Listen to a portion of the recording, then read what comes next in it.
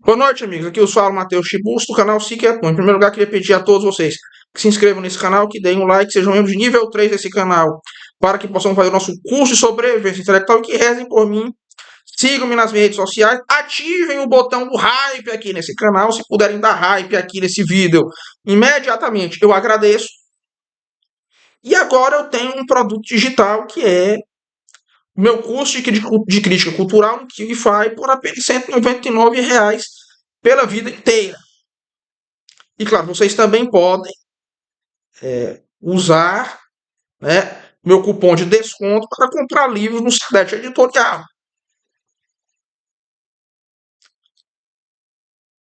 Eu dedico aqui esse vídeo aos meus amigos Silvio e Rui Filho. Um abraço aqui para os dois. Minha reflexão bem breve, mas é o seguinte: o 7 de setembro ele é o feriado cívico por excelência no Brasil. É o nosso feriado cívico por excelência.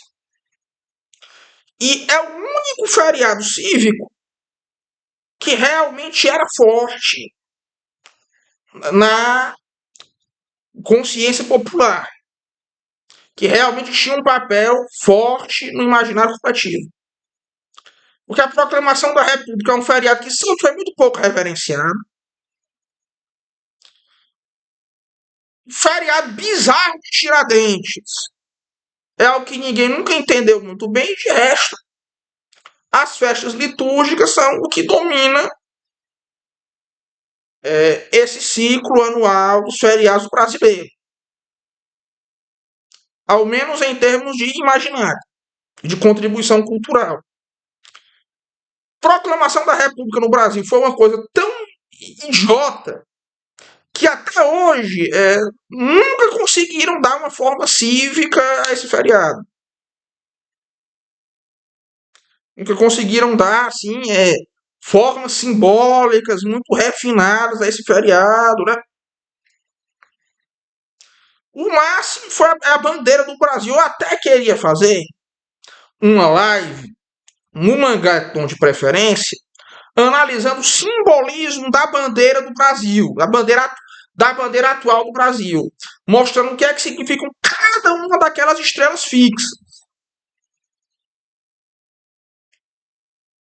Mas é o que nós temos que amadurecer no Mangaton ou no Afogados, talvez, né? E o 7 de setembro é fato que ele foi um feriado muito esvaziado já na era Lula. Eu acho que nisso aí o PT não tem culpa tão direta assim. Não tem culpa do PT. Diretamente.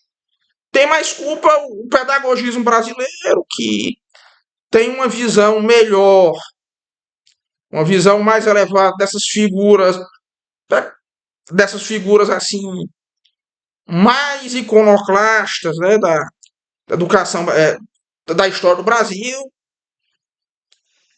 Ou então, né, que na verdade tem um desprezo por tudo que é esse patrimônio cívico brasileiro.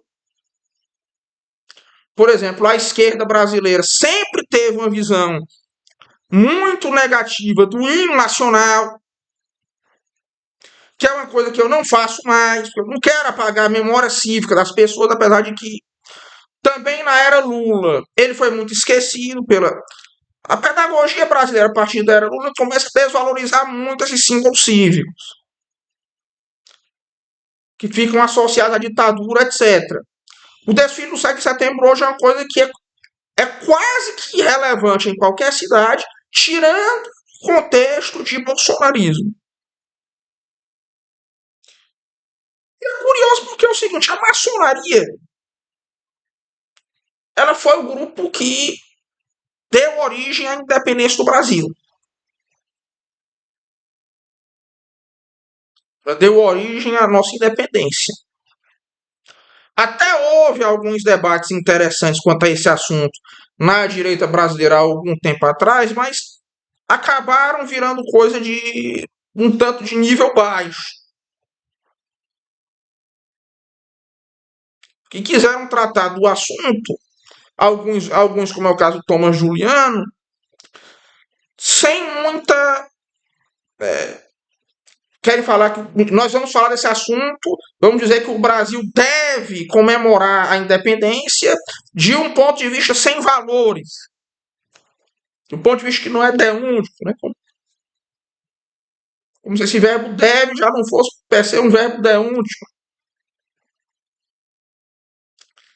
É curioso que a mesma maçonaria que organizou esse fenômeno da independência do Brasil também é, nesse momento, um grupo que se consolidou dentro do movimento bolsonarista.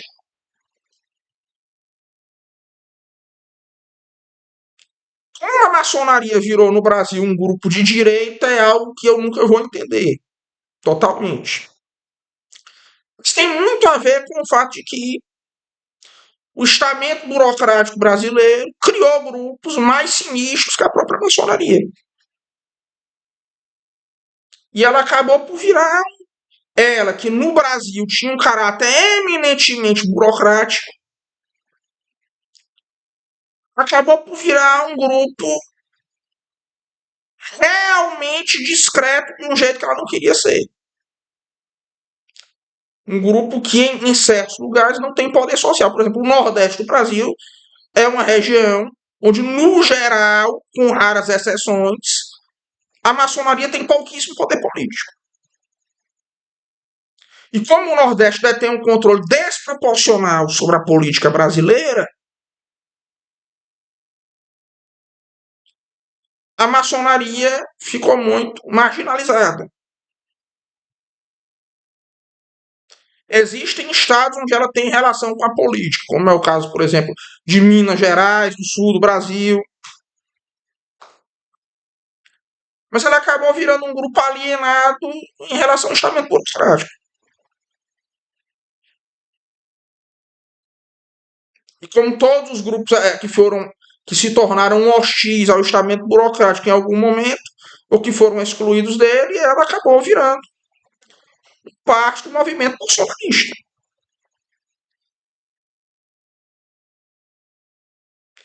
Aliás, o próprio Jair Bolsonaro também é uma figura do estamento burocrático que sendo um homem do estamento burocrático, era mal visto lá dentro, acabou virando um rebelde, entre aspas, apesar de que no fim ele era burocrático demais. Ele e os filhos dele eram burocráticos demais para reger o negócio eficientemente.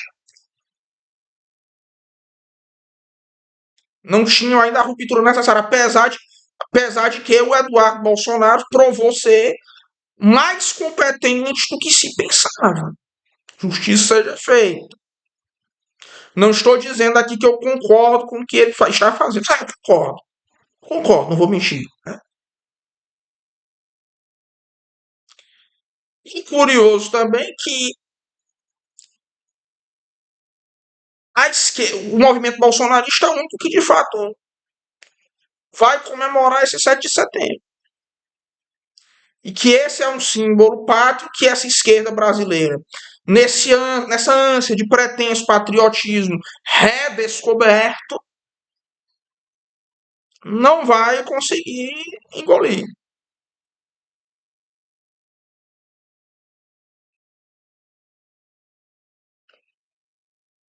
É um patriotismo brasileiro que, na verdade, defende submissão total a Pequim. É algo muito curioso. Mas são tempos estranhos, né? A maçonaria hoje no Brasil é uma força contra-revolucionária, quem diria, né? Que a maçonaria hoje no Brasil é uma das forças mais opostas à unidade de ação revolucionária que existe aqui. Não estou dizendo com isso que eu aprovo a maçonaria, né? Mas a maçonaria é talvez a instituição que a direita tenha conseguido tomar mais eficientemente e onde a esquerda menos conseguiu, talvez, dominar ou se infiltrar no Brasil, né?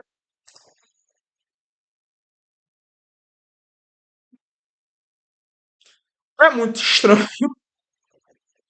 que a maçonaria acabou virando, inclusive, um dos poucos focos de resistência da sociedade civil no Brasil.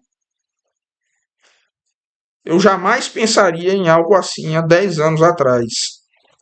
Um forte abraço a todos e até logo.